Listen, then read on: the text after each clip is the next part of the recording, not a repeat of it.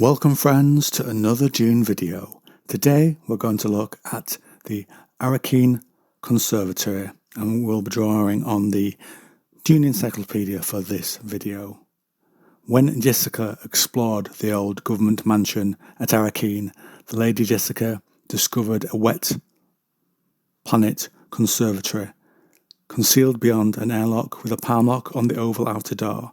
This room, about 10 metres square, was not part of the building's original construction, but had been added to the roof as a bridal present from one of the early governors of Arrakis to his fourth wife, who came from a water planet. Filter glass was used to convert the harsh white sun of Arrakis into a softer yellow light source. Every available space in the room was crowded with exotic, wet climate plants, mostly dwarf varieties kept in pots or severely pruned. The plants included mimosa, a flowering quince, and many other varieties. In the centre of the room was a small, low fountain with fluted lips. Water was distributed among the fern trees and thirsty rubber plants by a simple clock-set servoc with pipe and hose arms, a more elaborate robotic mulcher and dresser, the design of which was well outside the Butlerian limits, performed automatic gardening routines. It was programmed to remain concealed within the wall when humans were present. Lady Jessica's predecessor, Margot Lady Fenring, left a warning message to her Bene Gesserit sister in this private room. Jessica found a note which critically directed her to a hidden message on the undersurface of a fan leaf overhanging the table. The warning was found too late to prevent a Huntseeker attack on her son, but the fountain was useful in shorting out the deadly Sliver's motor. The function of the wet planet conservatory as a haven for the homesick wives of governors on a desert planet is a supremely luxurious idea. It also carried with it political significance. On a planet where the natives resented date palms for the amount of water they consumed, the idea of a sealed room in which water that could support at least 1,000 people being wasted on exotic plants was anathema. The conservatory was known to the Fremen as the Weirding Room, fit only for witches, and it is recorded that the head housekeeper of the mansion, the Shadout Mapes, regarded the room with loathing. The conspicuous waste of water was a deliberate status symbol, a statement of the power and wealth of the imperial government. Now, Leto ended this wasteful use of water, but Lingar Butte challenged him to extend the principle to the conservatory. Lady Jessica intervened with a response that made a significant impression on the planetologist Liet Kynes. Butte had said, "I'm curious what you intend about the conservatory attached to this house. Do you intend to continue flaunting it in the people's faces, my lord?" Jessica replied, "My lord, the Duke, and I have other plans for our conservatory.